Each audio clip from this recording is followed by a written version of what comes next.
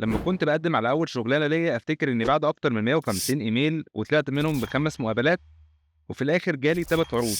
لكن الارقام دي مش بتوضح ان معظم المقابلات او الانترفيوز دي ما جاتش غير لما بدات اعمل حاجتين. اول حاجه اني اوسع دايره علاقاتي مع الخريجين والناس اللي عندها خبره في المجال اللي كنت بقدم عليه ومسؤولين التوظيف اللي بيعملوا مقابلات. وتاني حاجه عدلت في السيره الذاتيه بتاعتي بناء على الملاحظات اللي كنت باخدها منهم. ففي الفيديو ده هشارك معاكم اولا اكبر 5 غلطات كنت بعملها في السيره الذاتيه زمان، وبعدين هنشرح التعديلات اللي عملتها اللي خلتني أوصل لكل المقابلات الخمسة دي. فيلا بينا نبدأ. أهلا بيكم أصدقائي اللي أول مرة يشوفني، أنا اسمي مصطفى مجدي وشغال كلاود أركتكت في ريد هات. الغلطة الأولى وهي إننا نحط قسم التعليم فوق قسم الخبرات العملية. رغم إني فخور جدا بمجموعة الثانوية العامة وتقديري في الجامعة، لكن مسؤولين التوظيف عارفين إن أي نوع من الخبرة العملية سواء بقى كانت تدريب صيفي أو أنشطة خارج الدراسة بتعبر بشكل أفضل عن أدائكم في الشغل. وده لأن النقط اللي بنكتبها في السيرة الذاتية لو مكتوبة صح بتساعدهم يتخيلوا قدراتكم عن إزاي هتعملوا الشغلانة اللي هم عايزين يوظفوكوا فيها. فدلوقتي عايزكم تتخيلوا لو الشخص اللي بيوظف شاف السيرة الذاتية السيئة بتاعتي ويشوف أول حاجة درجاتي والكورسات اللي خدتها وشهادات التفوق في الجامعة والثانوية العامة، واكتشف إن كل ده ملوش علاقة باللي هو بيدور عليه، يبقى كده الراجل الجميل ده كأنه ضيع 30 ثانية من حياته ويفكر ويقرر يشوف السي في اللي بعده. دلوقتي بقى عايزكم تتخيلوا السيناريو التاني، إنه يفتح السيرة الذاتية التانية ويشوف فورًا إني اشتغلت على مشاريع تخص التحول الرقمي والDevOps، فهيقول لنفسه الآتي: طب ما حلو ده، المرشح ده عنده شوية معرفة في مجال الIT ويمكن يقدر يعرض مشاريع على العملاء بتوعنا وممكن فعلًا يكون مناسب للمشروع اللي إحنا محتاجين حد يساعد فيه دلوقتي. وبعد كده يكمل قراية السيرة الذاتية بتاعتي. حتى لو كان عندي بس تدريب صيفي، هو على الأقل هيعرف إني اشتغلت في قسم الIT قبل كده وعندي مهارات وأساسيات الشبكات كمثال. بالمناسبة المفروض كنت أقول لكم الكلام ده من الأول، فأنا حطيت لكم روابط تحميل في وصف الفيديو علشان تقدروا تحملوا نسختين الPDF من السيرة الذاتية اللي أنا باتكلم عليهم، والاتنين PDF مجانيين ما تقلقوش، وممكن تستخدموهم كمرجع ليكم وأنتم بتعملوا السيرة الذاتية بتاعتكم. الغلطة التانية وهي إنكم ما توضحوش الأثر اللي أنتم حققتوه. لو بصيتوا بسرعة كده على المثال اللي أنا كاتبه عن شغلي في ديفو تيم هتلاقوني كتبت حاجات زي ساعدت في إدارة المشاريع اللي كنت شغال عليها، واشتغلت مع قطاع البنوك وساعدت في إنجاز المشروع. هتلاحظوا حاجة غريبة جدا، إني استخدمت كلمات شكلها كبير ومجعلص ومعقدة، ولكن لسه مش واضح النتائج من الكلام ده.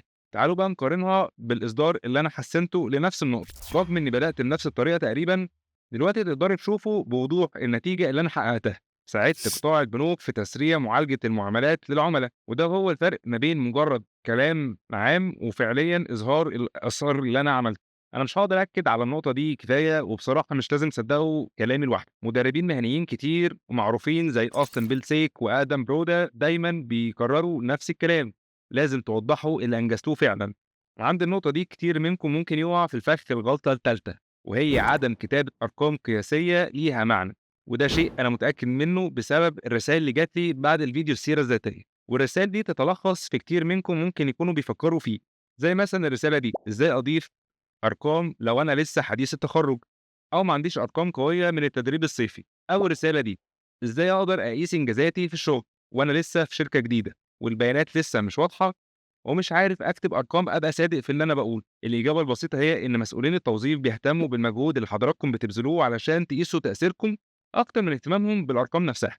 يعني مثلًا لمّا كنت باقدّم لأول تدريب ليّا كتبت حرفيًا كده: الpresentation بتاعتي جابت نتيجة أعلى بنسبة 30% من متوسط زمايلي في الكلية. الكلام ده شكله مش مهم صح؟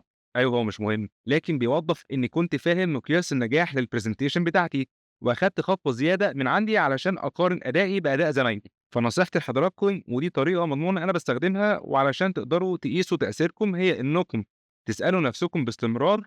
وبعدين خلّينا ناخد تجربتي لمّا كنت شغال كinstructor كمثال.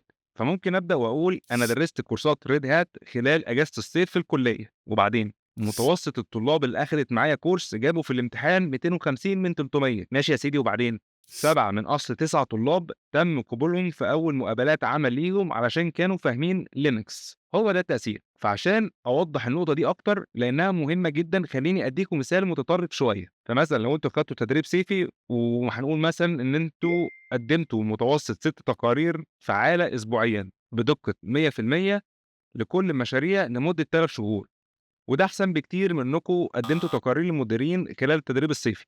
الغلطة الرابعة ودي كانت صعبة عليّا إني أقولها، لإني كنت فاكر كويس إني كنت بادافع عن نفسي جدًا لمّا كان أي حد بيقول لي أي ملاحظة، وهي عدم تخصيص سيرة ذاتية لكل وظيفة بنقدّم عليها.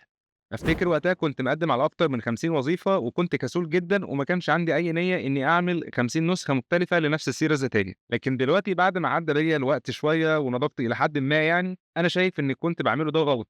وهاقول لكم حاجتين: أولًا الحمل ما كانش كبير زي ما أنا كنت متخيل، ولو كنت ركّزت مجهودي على 3 أو 5 أدوار أو وظايف بس، وده كان هيبقى منطقي، وده المفروض اللي أنتم تعملوه، لإن أصلًا التقديم على كل حاجة مش بينفع في السوق العملي، وحاليًا صعب جدًا. فليه ما نستثمرش الوقت أكتر في تحسين جودة وتقديمات الوظايف اللي بنقدّم عليها بدل ما نركّز على الكميات؟ ثانيًا، لو الأدوار أو الوظايف اللي بنقدّم عليها متشابهة، فممكن ناخد وصف الوظايف دي ونشوف الكلمات المفتاحية في كل وظيفة، ونستخدم الأدوات اللي اتكلمنا عنها في الفيديو اللي فات اللي هو الخاص بالسيرة الذاتية، علشان نعرف بكل سهولة المهارات اللي الHR ممكن يكون بيدوّر عليها. وبعد كده نضيف الكلمات دي في السيرة الذاتية بتاعتنا، ودي طريقة سهلة جدًا علشان نقدر نخصص السيرة الذاتية لأدوار مختلفة، وشرحت الخطوات دي بالتفاصيل في الفيديو السيرة الذاتية، وهاسيب الرابط بتاعه في وصف الفيديو أو فوق هنا. والنصيحة المهمة بقى والفرق الكبير ما بين بروفايل LinkedIn والسيرة الذاتية هو الآتي: إن LinkedIn المفروض يقدم نظرة عامة عنك بشكل عام وبشكل مهني محترف وما يتغيرش كتير، أما السيرة الذاتية لازم تكون مركزة جدًا وموجهة لكل وظيفة بتقدموا عليها. الغلطة الخامسة وهي عدم اهتمامنا وتغافلنا عن الحاجات الصغيرة، وعشان أوضح اللي أقصده بصوا كده الجزء ده من الCV بتاعي، ووقفوا الفيديو وحاولوا تكتشفوا الغلط. لو أخدت بالكم بقى من الشرطتين دول مش متناسقين وإنهم مختلفين، صح؟ ممكن معظمكم يكون بيقول لنفسه حاليًا دي حاجة بسيطة يعني أنت بتدقق في إيه يعني أنت تساتر عليك. جدع يا جدي حرام الضرب ده يا جدع. كتير، والله الضرب ده سبب أسري. هتنقطني. معلش. بصوا يا أصدقائي، صدقوني لما بقول الانطباع الأول بيفرق، ورغم إن التنسيق المثالي ده مش هيضمن لك المقابلة، إن الأخطاء السهلة اللي ينفع تتجنبها زي دي ممكن تبقى انطباع سيء، اللي هو أنت ممكن تكون كاتب في الCV إنك بتهتم بالتفاصيل والHR يشوف الغلطة دي، فالتفاصيل إيه اللي هو أنت كاتبه ده؟ يعني أنت بتهتم بالتفاصيل ومش مهتم بالتفصيلة دي؟ إزاي؟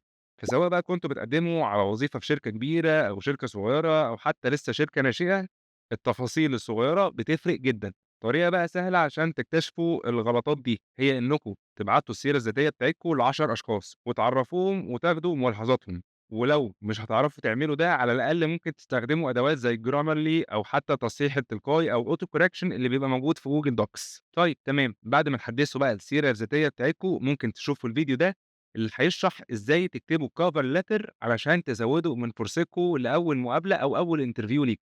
أشوفكم الفيديو الجاي. سلام.